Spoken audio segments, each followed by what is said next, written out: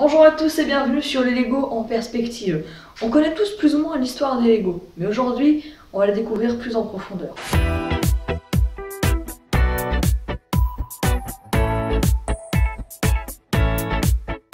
On le sait, le créateur initial des Lego s'appelle Holger Christensen. Il est né le 7 avril 1891 à Billund au Danemark. Il était charpentier et construisait des jouets en bois. Mais à cause de l'incendie qui a eu lieu à son usine, la guerre et la difficulté à trouver du bois de qualité pour fabriquer ses jouets le poussent à se tourner vers du plastique. C'est en se baladant dans un marché qu'il trouve une machine à mouler du plastique. Il fait donc des tests et commence à fabriquer ses tout premiers jouets en plastique. Des petits ours sur des avions. Faut dire qu'à cette époque, construire des jouets avec du plastique c'était vraiment très peu utilisé.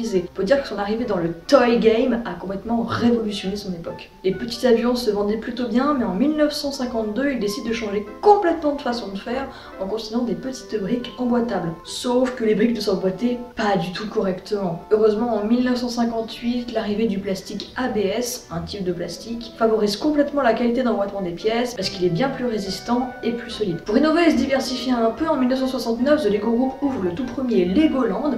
Faut dire qu'à cette époque, pareil, les marques de jouets, elles faisaient pas des parcs d'attractions, d'ailleurs j'y suis allée, la petite fiche quelque part, et information, depuis le début il n'y a que des briques, il n'y a pas de personnages. C'est pour ça qu'en 1978, le designer Jens Nygard Knudsen apporte une amélioration mémorable. Les minifigures! Malheureusement, comme certains le savent, il est décédé le 19 février dernier. Vers 1960, Holger Christensen passe le relais de l'entreprise à son fils, Gottfred Kirk Christensen, qui fait évoluer l'entreprise en créant des gammes, parce que jusque-là, les Lego n'avaient seulement la notation système ou Legoland. L'entreprise familiale marche de mieux en mieux, mais en 2000, elle doit faire face à une baisse des ventes parce qu'elle gère très mal le fait d'avoir plusieurs gammes. Heureusement, elle remonte la pente et est classée numéro 1 des meilleurs jouets dans le monde en 2019. En 2014, sort le film La Grande Aventure Lego qui reçoit en 2014 l'Oscar de la meilleure musique pour Tout est super génial.